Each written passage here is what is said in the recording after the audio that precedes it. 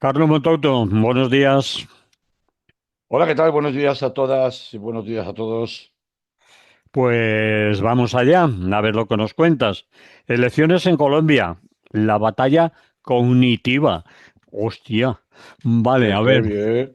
sí, Qué heavy, esto, ¿eh? Bueno, alguien dirá, ¿y eso de la batalla cognitiva? ¿Qué demonios es eso? pues Pues a la ver, batalla o la guerra cognitiva es una estrategia militar ampliamente reconocida, hasta el punto de que el propio Ministerio de Defensa de España lo tiene incluido como uno de las grandes, también Europa se lo está planteando abiertamente como una de las estrategias más peligrosas que existe ahora mismo de intoxicación de las opiniones públicas, en la cual la mente se utiliza, la mente humana se utiliza como dominio, como espacio a conquistar, digo siempre como estrategia en principio militar. ¿Qué es lo que se hacía? Pues esto es una estrategia muy antigua en el marco bélico, en el marco de guerra, por la cual se utilizaban ya desde los tiempos de la Segunda Guerra Mundial y mucho antes para desmotivar al enemigo, para lanzarle mensajes contradictorios que generaran desconfianza sobre sus propios oficiales o sobre su propio ejército, para que animarles a desertar, etcétera, etcétera. Lo que pasa es que en estos tiempos actuales hay un discurso que procede sobre todo de la hoja de ruta eh, neofascista o de extrema derecha propiciada desde las instituciones en los Estados Unidos, que lo que hace es trasladar ese marco estrictamente militar a un marco de lucha política. Por tanto, el enemigo a desmotivar, a intoxicar, a destruir es la mente de aquellos que puedan significar ser un obstáculo tanto en la política como en las sociedades públicas a los designios que emergen particularmente de la Casa Blanca.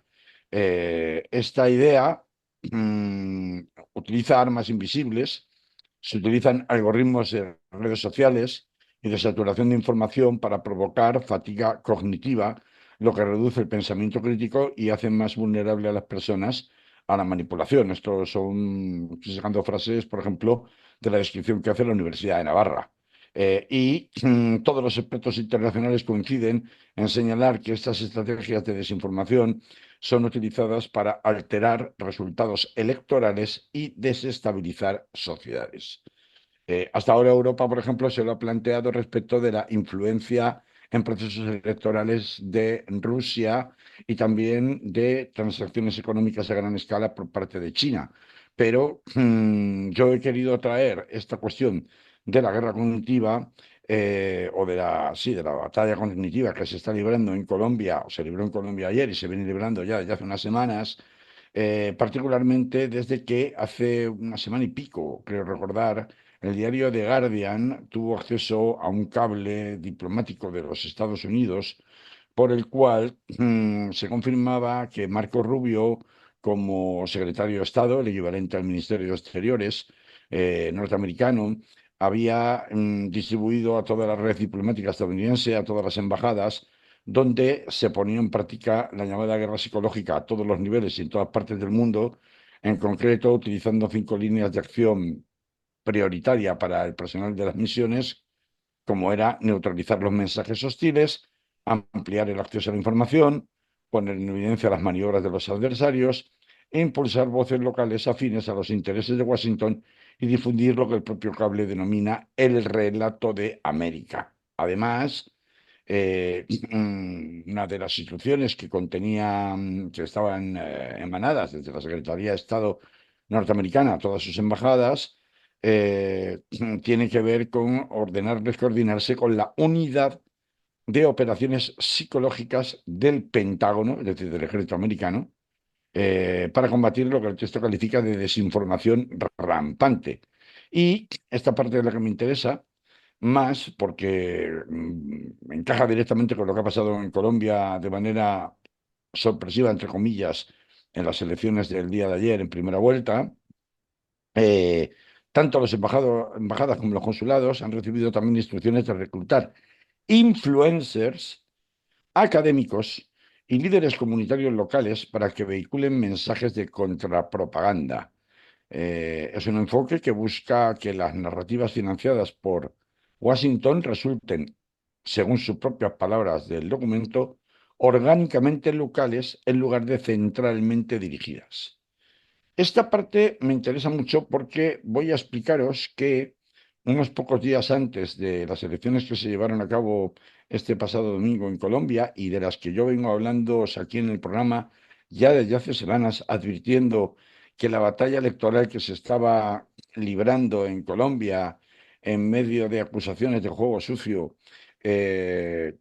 por parte y de alertas constantes por parte de Gustavo Petro de que les iban a robar las elecciones, trascendía, iba más lejos de lo que era el estricto resultado que se produjera en ese país, sino que por el contrario se marcaba dentro del plan norteamericano de colonización o recolonización absoluta por medio de gobiernos títeres al estilo de lo que han hecho con Maduro en todos aquellos países que no obedecían las reglas de la llamada o del recientemente creado, el pasado mes de marzo, hace 4 meses, Escudo de las Américas, que significa una refundación del patio trasero y de la doctrina Monroe del siglo XIX, que ahora, de hecho, ha sido rebautizada como Don Roe por Donald Trump, ¿no? Ujú. En esta línea hay una serie de acontecimientos que se han producido en las semanas y días previos a las elecciones que por un lado recuerdan mucho a lo que ha sucedido en Honduras. Me voy a referir a eso varias veces. Tenemos que recordar que el próximo domingo es la segunda vuelta en Perú, y por tanto hay una reconfiguración, estamos en un momento de reconfiguración absoluta de la correlación de fuerzas políticas entre un progresismo que trata de resistir como puede y un ataque frontal impulsado y financiado y dirigido desde Estados Unidos sin ningún disimulo para colocar siempre gobiernos títeres al estilo de Milei o de Bukele en El Salvador, en el resto de países que quedaban sin someterse a la disciplina del escudo de las Américas, como eran Colombia, en primer lugar, México y Brasil. Todos los demás, mires por donde mires el mapa, están ya bajo los designios de Washington. Entonces, bueno, yo creo que es bastante interesante, primero partir un poco del titular de los resultados, ¿no? Y luego pasar a ver cómo esos resultados se han producido y veremos cómo esto encaja perfectamente con lo que yo estaba denunciando de la batalla cognitiva y el uso de herramientas de guerra cognitiva que se han utilizado en estas elecciones, en estos resultados en Colombia, ¿no? Bueno, tú tienes los resultados ahí, Manolo, o los cuento yo. Los cuentas tú porque yo no tengo tiempo, No, no has venido con la carpeta, ¿no? No has no, venido con la no, carpeta. no tengo tiempo de buscar los Pues me resultados. parece que la Pau cateas, ¿eh? Bueno, a ver, Venga, vamos allá. vamos allá, a ver. Eh, a Pero que ver, no, los números son muy engorrosos, que sí, sí, sean son muy fáciles porque concretos, solamente al voy a hablar grano. de tres. Eh, ha habido las elecciones presidenciales en Colombia, a las que no se presentaba Gustavo Petro a la reelección, tal y como prometió cuando llegó al cargo hace 4 años o Eso te iba a 5 años. preguntar, ¿por qué no se presentaba? No, no, porque él ya dijo que cuando se presentó inicialmente, él entendía que estaría solamente un mandato y que lo mejor para sanear la democracia en Colombia era evitar pues todos los males que el uribismo trajo consigo, ¿no? El uribismo fue aquel periodo oscuro de alianzas paramilitares que luego voy a contar con la excusa de una supuesta lucha contra el narcotráfico y de la mano de Estados Unidos, convirtió en auténtico portaaviones en la región de los intereses norteamericanos a Colombia, pero trajo consigo una guerra fratricida.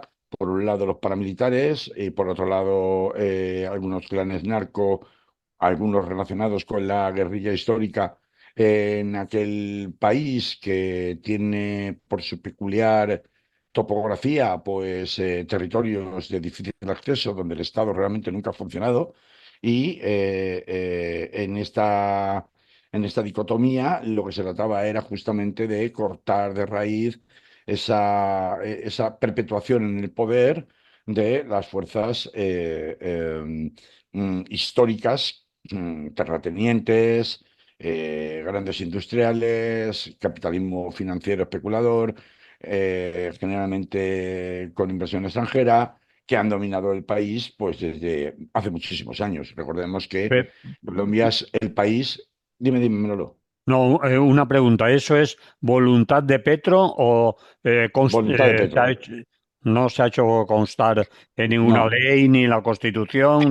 no, es voluntad de Petro. Es decir, que el que Así. venga puede quedarse al tiempo que quiera, si los, Bueno, no sé exactamente si hay un plazo límite. o No, presentarse las sí, veces que sí, quiera. sí, sí, sí. No sé si hay un plazo límite de reelección, no me parecía relevante para la situación Vale, actual ahora vale, mismo, pero sí vale, que Petro cambió los modos, ¿no? Vino a cambiar los modos, ¿no? vale. Recordemos que Colombia ha sido el país de todo el continente americano que ha estado durante más tiempo en guerra civil, ha estado 50 años en guerra civil, Mm, que se dice pronto. Y fue mm, gracias, entre otros, a Petro, con aquellos famosos pactos de La Habana, y antes de él, con el presidente Santos, que se acabó cerrando.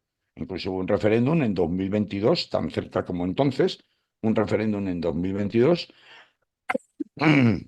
en donde el acuerdo alcanzado con las guerrillas, con las FARC, para dejar las armas, fue rechazado prácticamente con las mismas estrategias del uribismo que pues, se han repetido ahora, ¿no? Luego lo vamos a ver y además prácticamente con votaciones idénticas en aquel referéndum en contra, votando en contra del acuerdo de paz o de los acuerdos de paz, pues prácticamente en los mismos territorios que han acabado votando al ultraderechista Abelardo de la Espriella, luego contaremos quién eh, que es quien ha obtenido ya con el 100% de las mesas contabilizadas 10,4 millones de votos que representan el 43,7%. mm, Eh, ha quedado segundo, repito que estas son elecciones presidenciales como en casi toda América Latina, a doble vuelta, mm, es decir, se presentan todos los que se quieran postular al principio y los dos con mayor número de votos son los que pasan, los únicos que pasan a segunda vuelta. mm. Bueno, pues el candidato, el presidente Gustavo Petro, Iván Cepeda, es quien ha quedado segundo con 9,7 millones de apoyos, 40,9.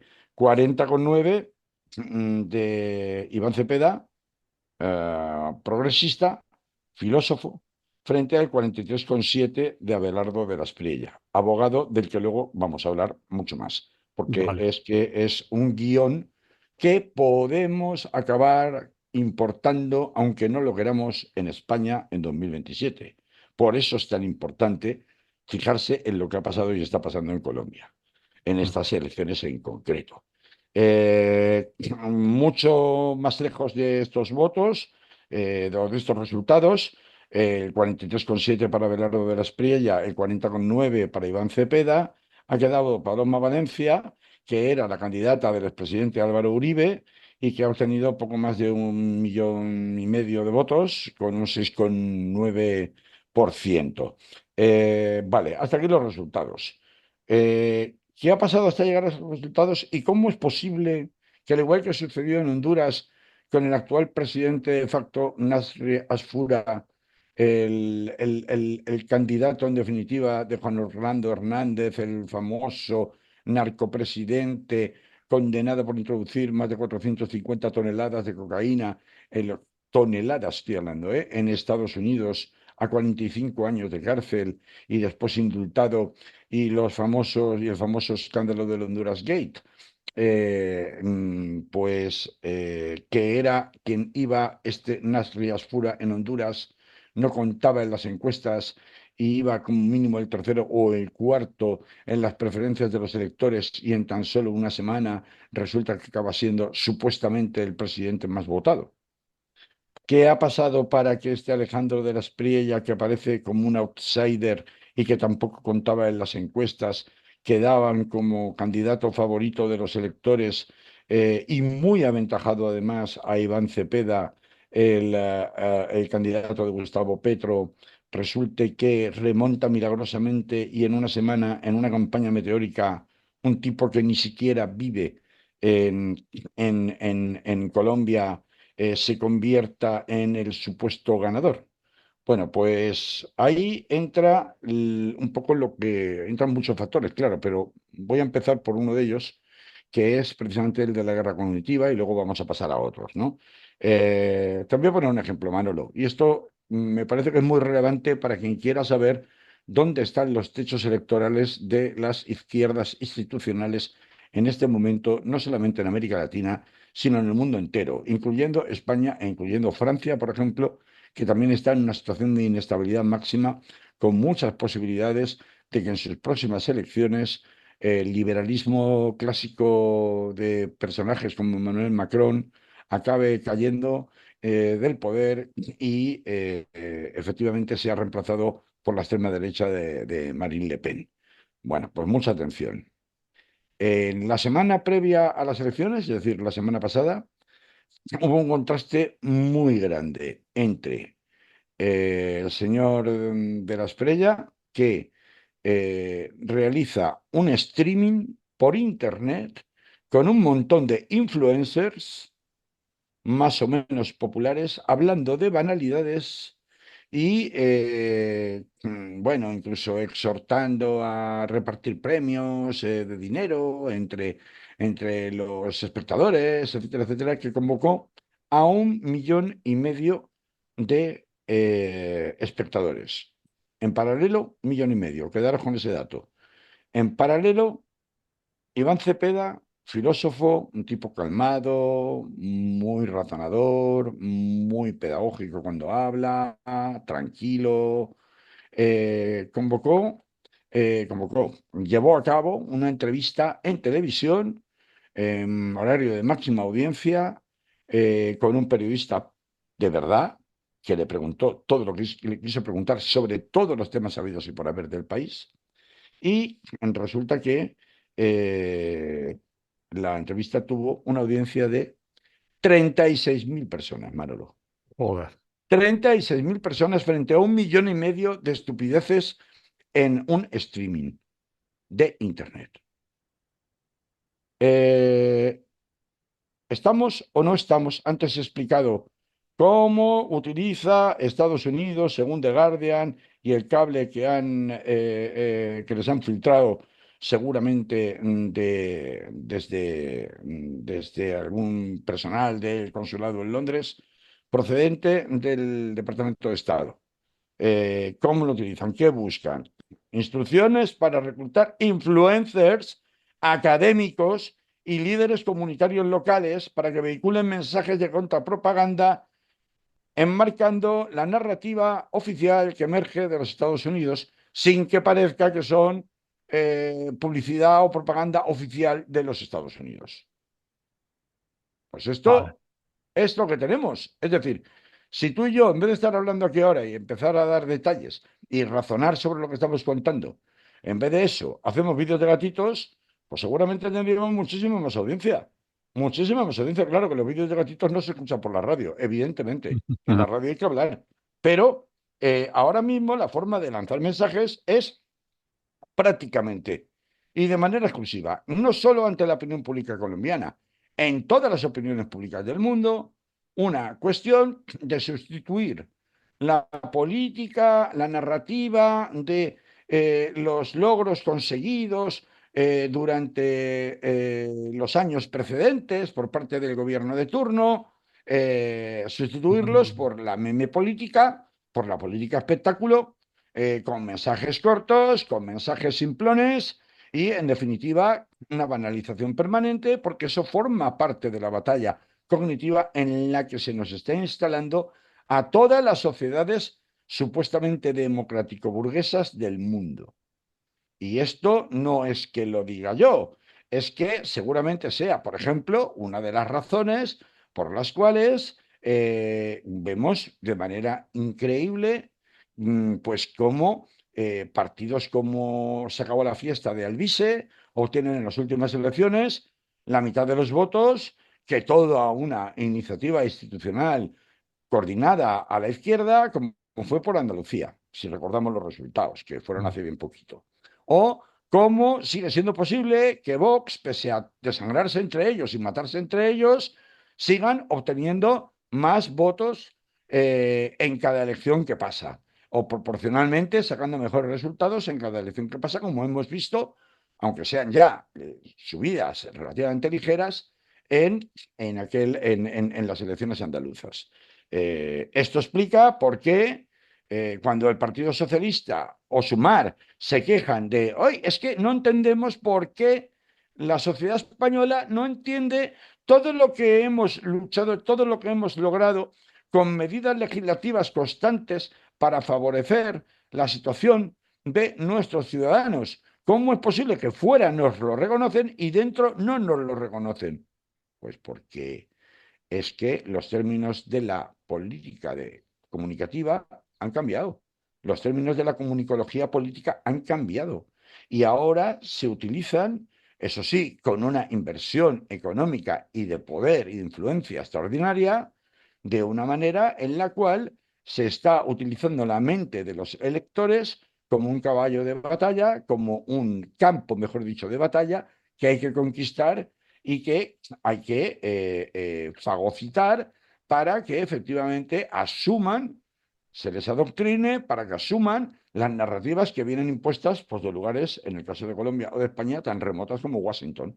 Esto que cuento yo encaja con la idea de cómo puede ser que de pronto este tal de la Espriella, que era un desconocido, haya aparecido de golpe en el panorama político y encarne pues los valores de un Milei, de un Bolsonaro o de un Narres Fura en Honduras, ¿no? Pero para que veáis cómo es el despropósito del resultado electoral y por tanto aquello de es que hay que votar bien porque igual si votamos mal pues resulta que acabamos teniendo pues comiendo carne de burro como dicen en Argentina ahora mismo, ¿no?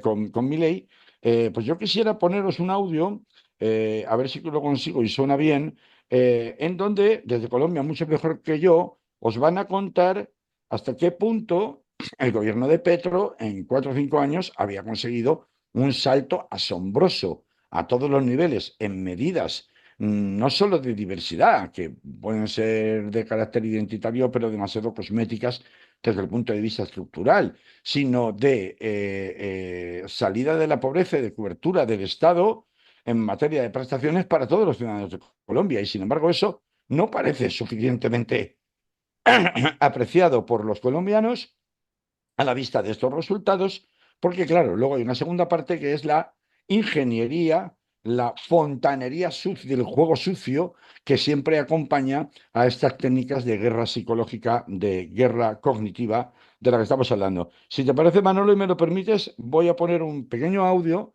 donde se explica un poco el contenido, un poco de lo que ha significado el paso de Gustavo Petro, al que se suponía que pretendía continuar su acción política el candidato Iván Cepeda durante estos años de gobierno, la primera vez en la historia que había un gobierno progresista en un país tan absolutamente problemático como Colombia. Lo pongo, Manolo, y luego seguimos. Es muy Adelante, cortito. a ver.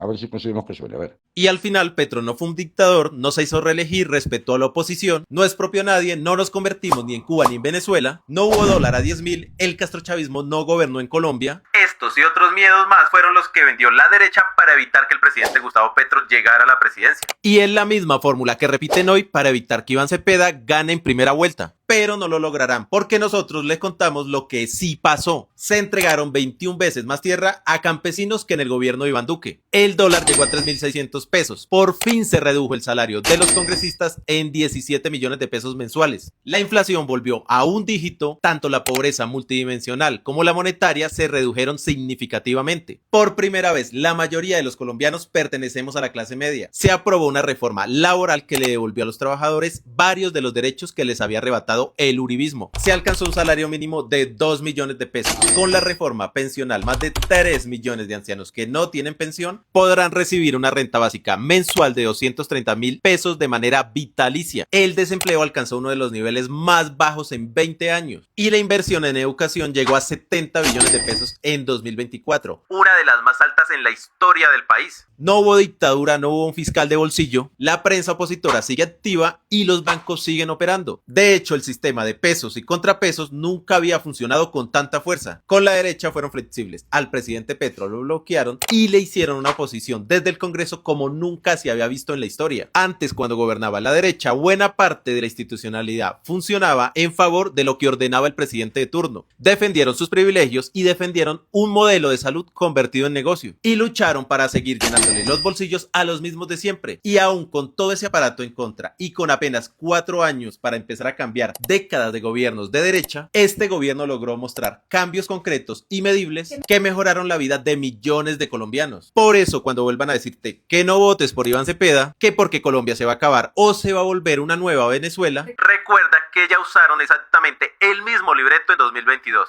Mintieron entonces y vuelven a mentir ahora. Este 31 de mayo, no votes con miedo, vota con memoria. Y al final Petro no fue un dictador, no se hizo reelegir, respetó a los... Bueno, Manolo, seguramente si se ha podido escuchar lo suficiente Sí, ese audio sí, que acabamos sí. de ver, te habrá sonado que muchas de las cosas que estaban contando allí el compañero desde Colombia en este vídeo de Instagram son perfectamente exportables a lo que sucede en España, en la Sí. forma en la que se hace Ujú. oposición, en el tipo de logros que, bueno, más o menos discutibles o no, pero en cuanto a las cifras que da, puedan haberse impulsado desde un gobierno de progreso. Es decir, los paralelismos son evidentes y las estrategias que se siguen son evidentes. Pero antes he explicado que estos resultados tan sorprendentes no hubieran sido posibles, sorprendentes entre comillas, si esta guerra cognitiva no puede llevarse a cabo, si no existe una guerra sucia, una guerra soterrada, una fontanería de la guerra sucia, generalmente, desde luego en América Latina, impulsada siempre desde los Estados Unidos, por esa doctrina Don Rowe de la que antes he hablado. En España, pues la cosa no sería así, pero bueno, tenemos la propia nuestra, ¿no? Que si hay un golpe de Estado judicial, que si hay una lawfare, una campaña de lawfare, que si el que puede hacer que haga, etcétera, etcétera. Como estamos hablando hoy de Colombia, pues vamos a ver en primer lugar cositas que han pasado y que explican también, además de la guerra cognitiva o en apoyo de esa guerra cognitiva, el sorpaso este que se ha producido incluso a la candidata del uribismo, Paloma Valencia, ¿no? Bueno, primero de todo, una semana antes aproximadamente de celebrarse las elecciones, aparece un halcón de la guerra, que es el senador norteamericano Bernie Moreno, hermano de Luis Alberto Moreno, quien fue embajador en Estados Unidos durante el gobierno de Pastrana y impulsor del Plan Colombia, ese por el cual Colombia se convirtió en el portaaviones en la región latinoamericana de los intereses ultra de los Estados Unidos, con la excusa de la lucha contra las drogas, que hizo justo todo lo contrario, potenció el narcoparamilitarismo, era amigo de Epstein, del legendario Jeffrey Epstein, legendario tristemente digo. Bueno, pues este Bernie Moreno ya avisó de que el Departamento de Estado, en nombre de Marco Rubio, podría plantearse no reconocer los resultados si el pueblo colombiano no votaba como debía. Prácticamente en un calco de lo que sucedió en la víspera de las elecciones en Honduras recientemente, en el cual ahí fue ya el propio Donald Trump el que se implicó para decir que no iba a haber ayudas de ninguna clase si no ganaba este Nasri Asfura que han colocado a la fuerza como presidente de la República. No solo esto, Bernie Moreno, respecto de las elecciones en Colombia, avisaba de que no se descartaba que pudiera haber una intervención militar llegado el caso. Esta es una de las muchas presiones, porque hay otras que tienen importancia también, como por ejemplo el desembarco un día antes de las elecciones de una delegación de supuestos 88 observadores desde los Estados Unidos que se van a quedar durante todo el proceso en primera y en segunda vuelta, que como podéis imaginar es una máscara para llenar de espías a todos los niveles. La segunda vuelta es dentro de 3 semanas, con lo cual durante este mes el país va a estar prácticamente intervenido por esta supuesta delegación estadounidense de observadores que pueden realizar toda clase de gestiones ante toda clase de instituciones públicas y privadas para decantar la balanza en un momento en el que además no se da por hecho, por mucho que lo haya pedido este Bernie Moreno, que se unieran las dos candidaturas de extrema derecha, la de Paloma Valencia y la de la Espriella, a favor de quien pasara a la segunda vuelta. En este caso, Paloma Valencia ya ha dicho que efectivamente pide, dado que se queda fuera de la carrera electoral, pide que se le a sus votantes que voten por De la Espriella, es decir, cumpliendo a rajatabla el dictado de este senador norteamericano Bernie Moreno, de origen colombiano. Pero bueno, la cuestión es que no solamente se trata de esta intimidación constante por parte de los Estados Unidos en todos los procesos electorales, este intervencionismo directamente, es que luego, cuando resulta que se denuncian pucherazos, sobre todo en el sistema de conteo, un sistema de conteo o preconteo que se hace en algunos países de manera telemática y que es distinto que la segunda fase, que es la del escrutinio, donde ya sí que intervienen los distintos compromisarios de las distintas candidaturas y pueden formular denuncias de nulidades de votos pues ante los jueces, que son los que en última instancia deciden, exactamente igual que en España. Pues allí no. Allí hay previamente un conteo, los resultados se dan a través de un conteo que se hace a través de una empresa privada que se llama Thomas Gregg and Son. Esta empresa es la misma que hizo el preconteo de los votos en Honduras, que duró días porque había apagones constantes y cada vez que había un resultado, cada vez que volvía a reiniciarse el conteo, de pronto los resultados habían cambiado a favor del candidato que convenía a Donald Trump.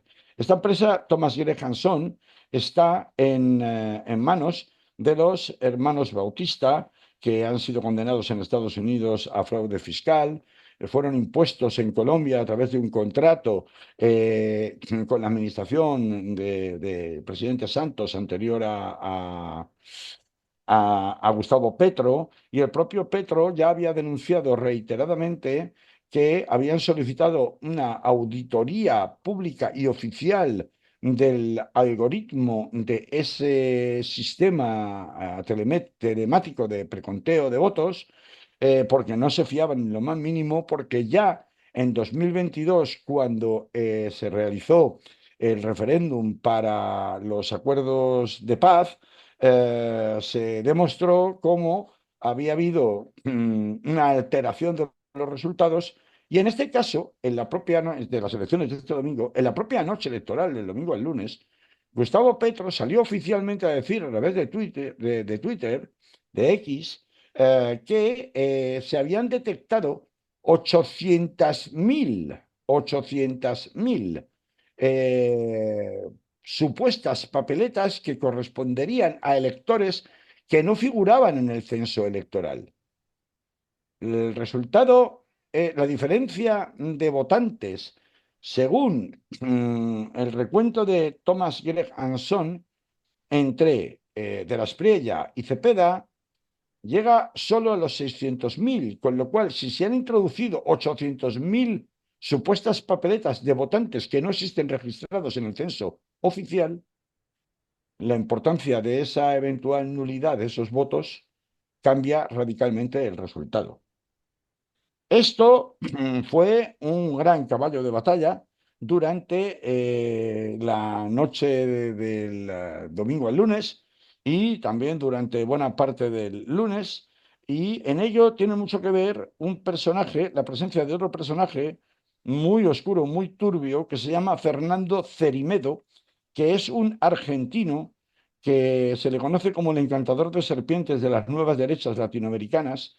Este Fernando Cerimedo es el gurú asociado que trabajó para conseguir la victoria de Jair Bolsonaro en 2020, creo recordar que fue, también la victoria de Javier Milei, es quien aparece detrás de los nuevos presidentes de Bolivia, el presidente Paz. Sabemos todos que Bolivia, solo con 6 meses de esa imposición, está ahora mismo en pie de guerra. Tanto es así que el antiguo presidente de Bolivia, Evo Morales, ha salido a advertir que, según filtraciones del propio mando militar, se les ha dado la orden directamente desde la embajada de Estados Unidos en Bolivia de decretar el estado de sitio de manera inmediata, al mismo tiempo que ya se han vendido las reservas de litio y de tierras raras de Bolivia a las empresas norteamericanas. Pues esto es lo que tenemos. Y también está detrás de la elección, está absolutamente sospechosa de fraude en Honduras. Pero ¿qué es lo que sucede con este tipo de denuncias por fraude? Que el que las hace queda mal. Queda mal. Queda mal porque parece que es un mal perdedor. Y por tanto, hay divisiones dentro de sus propias filas. ¿Qué sucede con esas divisiones? Bueno, pues que luego llega una organización títere como la Organización de Estados Americanos, la OEA, y los observadores internacionales miran para otro lado, hacen la vista gorda y dicen que no han observado ninguna irregularidad relevante. Esto pasó en Honduras, pese al enorme cabreo hasta el final de quien teóricamente debía haber ganado, que era el liberal Nasrallah. Bueno, un político conocido en Centroamérica y nada conocido en Europa y en España.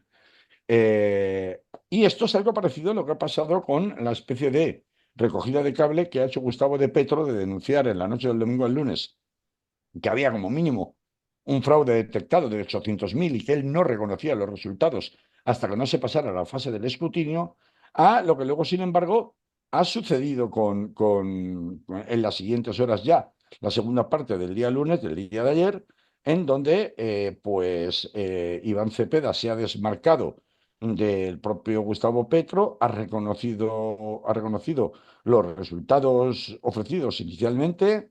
El propio Petro ha tenido, como digo, que echar marcha atrás y, bueno, pues trata de ir por otra línea distinta, en donde, sin dejar de sospechar del resultado de la elección, concentrar el esfuerzo en que parte del electorado de Paloma Valencia y del uribismo, que realmente no era uribista, pero estaba votando porque en todo caso no quería votar a ninguna de las otras dos opciones, acabe votando a Iván Cepeda simplemente por el tono que tiene de conciliación y diversidad y de respeto a todos. Iván Cepeda, en comparación con el tono absolutamente bestial, desagradable, soez, violento, con mensajes llenos de odio en la escuela absoluta de un Milei, de un Trump o de un Bukele, de los que se declara ferviente admirador. Pero claro, es que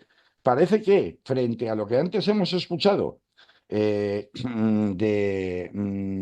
los logros del gobierno de Gustavo Petro, el personal no parece tener conciencia de quién es Abelardo de la Espriella y por qué huyó de Estados Unidos a Italia. Y entonces voy a poneros el segundo y último audio del día de hoy para que escuchemos quién es este famoso Abelardo de la Espriella que aparece de la nada y que resulta ser el abogado estrella del narco y de la mafia de Miami, nada más y nada menos. Escuchadlo, que desde Colombia lo cuentan mejor. La esposa de Abelardo de la Espriella dijo que no pasa nada si pierden las elecciones porque se devolverían para Italia. Pero ¿por qué se fueron a vivir de Estados Unidos a ese país? Aquí les cuento qué hay detrás, porque él no quiere ser presidente para salvar al país, como dice, para engañar a ingenuos, sino para ganar inmunidad judicial. Si viajas todos los años a Italia, si la cultura es tan rica en Germania, porque el próximo año no te quedas allá. De la Espriella tenía una vida soñada en Miami, paraíso de narcos y de la ultraderecha latina. Allá tenía tranquilidad para su familia, lujos y varios clientes para su oficina de abogados. Siendo ciudadano gringo con 2 de sus hijos que nacieron allá y muy cerca de Colombia, tenía todo. Pero algo pasó. De repente empacó maletas y se fue a vivir a Italia. Ese cambio de vida sorpresivo y azaroso les ha llamado la atención a muchos que le siguen la pista al llamado abogado de la mafia que quiere ser presidente de Colombia. El sombrío candidato reveló que desde 2020 tenía pensado irse para Italia, pero llegó la pandemia y eso enredó sus planes. Y es que ese año pasaron dos cosas que pudieron generarle nerviosismo. Una, la captura en Cabo Verde de su antiguo cliente Alex Saab, que terminaría extraditado a Estados Unidos. Y dos, el descubrimiento de la triangulación con la que un profesor le lavaba plata a Saab y que tenía la participación del narco boliche aliado de la oficina de Abelardo en Miami, según ha contado el juicioso periodista Gerardo Reyes. Así que Abelardo pudo pensar lo mismo que piensan muchos criminales cuando les están respirando en la nuca: salir corriendo mientras baja la marea. Y es que esa marea podía subirse mucho para De la Espriella en Estados Unidos, sobre todo bajo el gobierno anterior de allá, el de Biden, que no simpatizaría mucho con un personaje como él afín a la ultraderecha, que desde 2018 llevaba aportándole casi $100.000 al Partido Republicano. Así que finalmente en 2024 Abelardo se fue para Italia, un país gobernado desde 2022 por una primera ministra de ultraderecha, donde podría estar cómodo mientras pensaba en su siguiente movida: la campaña presidencial en Colombia. Y ahora en 2026, con dos testigos que tendrían mucho que decir sobre él en Estados Unidos, alias Boliche esperando juicio a partir de agosto, y Alex Saab, recién enviado por el régimen de Venezuela, el sombrío candidato tiene muchas más razones para ganarse el poder que le da ser el nuevo inquilino de la Casa de Nariño. Entonces, su esposa dijo que no pasa nada si no ganan, que se van a vivir de nuevo a Italia. El problema para Abelardo es que dentro de 2 años podrían salir del poder los republicanos, sus amigos que hoy lo protegen en la politizada justicia gringa, y ahí sí podríamos terminar, dependiendo de lo que decidan los colombianos en las elecciones, con un simple abogado de mafiosos o con un presidente de Colombia extraditado a Estados Unidos. ¿Pero ustedes qué opinan? Los leo y respondo sus comentarios. Bueno, pues Manolo, era con lo que quería terminar para que tengamos una idea de qué clase de personajes se vale la diplomacia, entre comillas, norteamericana para imponer sus designios en América Latina. Y esto es una evidencia palmaria de lo que se viene denunciando, por ejemplo, en México, de la colaboración y del uso que se está haciendo del narcotráfico por parte de los Estados Unidos, ya a calzón quitado. Es decir, a cara descubierta, para utilizar junto con la guerra sucia a los clanes del narco como los capataces del negocio en el resto de los Estados Unidos, en el resto de América. Que hayan preferido a este personaje de los Estados Unidos en lugar de a Paloma Valencia, que era, en definitiva, la representante oficial del clan dirigente también leal y fiel a los Estados Unidos del uribismo durante años, es una evidencia de que no se busca ese tipo de personajes, se prefieren a personajes mucho más mediáticos, un tipo que habla bien, un tipo divertido, un poco al estilo de lo que hicieron también con Nasri Asfura en Honduras. Hemos visto distintos planos de la guerra sucia, de la fontanería de guerra sucia que se utiliza al mismo tiempo que la guerra cognitiva para imponer la voluntad de determinados lobbies de poder en las elecciones. Ahora mismo estamos viéndolo en América Latina de corrido, que cambian la correlación de fuerzas políticas y que frustran la esperanza de tantos y tantos pueblos para volver a un neoimperialismo de nuevo cuño del siglo XXI. Pero es que todas estas fórmulas ya se empiezan a utilizar o se estarán empezando a utilizar ya en las próximas elecciones en Francia, en España. Hemos visto, por último, lo que ha pasado en Portugal este pasado fin de semana, en donde nada menos que ya no se hablaba solamente de la lucha contra los migrantes por parte de la extrema derecha europea, sino que ya también se han quitado la careta y ya están hablando directamente de supremacía blanca. Y ha venido nada menos que Greg Bovino, que fue el general del ICE, que protagonizó y dirigió toda la represión brutal que se hizo en Minneapolis y otras grandes ciudades de Estados Unidos a comienzos de este año, en este pasado invierno. Por tanto, no es que esto pasa en Colombia y nos queda muy lejos, no, es que todas estas fórmulas, estamos viendo, son las que se están tratando de emplear, cada una con sus variantes locales, siguiendo una hoja de ruta absolutamente perversa y absolutamente a las claras, que veremos cómo acaba finalmente en estas 3 semanas el resultado de las elecciones en Colombia, pero que desde luego, si finalmente un delincuente o abogado de delincuentes como este de la Espriella acaba haciéndose en el poder en un país tan poderoso como Colombia, y a su vez el próximo domingo Keiko Fujimori se hace con el poder en Perú, tendremos un panorama absolutamente de represión brutal como la que se va a desencadenar. Ya se ha empezado a desencadenar, de hecho, en Bolivia, pues en los próximos años, que van a ser años de mucho dolor, de mucho sufrimiento y de mucha sangre en el continente hermano, en América Latina, ¿no? Así que eso es lo que quería contar en la primera y casi única parte del programa, porque con el tiempo que llevo, no creo que me dé tiempo a hablar de Villarejo y de los Kitchen, que me parece mucho menos importante al final, por el teatro absoluto que es imposible de creer, y después de ver a Villarejo cambiando de criterio y diciendo que, bueno, Rajoy sí, pero Rajoy no, pero que realmente es que estaban investigando a Bárcenas porque era una operación legal en busca de tráfico de armas y que salpicaba al rey, que por eso estaba involucrado el CNI y la vicepresidenta. Prefiero, Soraya Sáenz de Santa María, prefiero casi habernos detenido para hacer este análisis sobre qué ha pasado en Colombia, a ver si la izquierda institucional aquí aprende que con su discurso de, ay, para que luego vengan llamando de, pero ¿por qué? ¿Pero cómo ha subido el salario mínimo interprofesional? Que gracias a nosotros ha habido moratorias en los desahucios. Que fíjate cómo ha subido la contratación pública, que mira las cifras del paro. ¿Por qué la gente no nos entiende? ¿Por qué no nos compra esto? Pues es porque no os enteréis de nada, ni de por dónde vienen los palos, que son palos, por cierto, muy afilados, como hemos visto en el caso de Colombia hoy, ¿no? Pues aquí lo dejamos, Carlos, porque como tú dices, has ocupado todo el tiempo, hemos ocupado todo el tiempo con Colombia. Pues sí. De todas maneras, no hemos tenido tiempo de poner música, pero por lo menos, si se ha escuchado medianamente bien, los dos compañeros que han hablado desde Colombia nos han servido también un poco de separación entre bloques para escuchar también otros puntos de vista que lo explican mucho mejor de lo que puedo intentar hacerlo yo. Pues ahí queda. La gente dirá, ¿le ha interesado, no le ha interesado? ¿Se han aburrido, se han divertido? ¿Les ha servido de información? Etcétera. Sí, sí, ¿Vale? y cuando veas las orejas del lobo, o cuando veas, mejor dicho, las barbas de tu vecino Mojar. pelar, pues Las las tuyas a tuyas. remojar, ¿no? Sí, eso. Vale, la Eso es semana lo que que viene digo yo. más. ¿Vale? Igualmente, hasta la semana que viene. Salud. Salud. Vale, Carlos. Si me dejas editar a mí el vídeo, yo puedo hacer una cosa.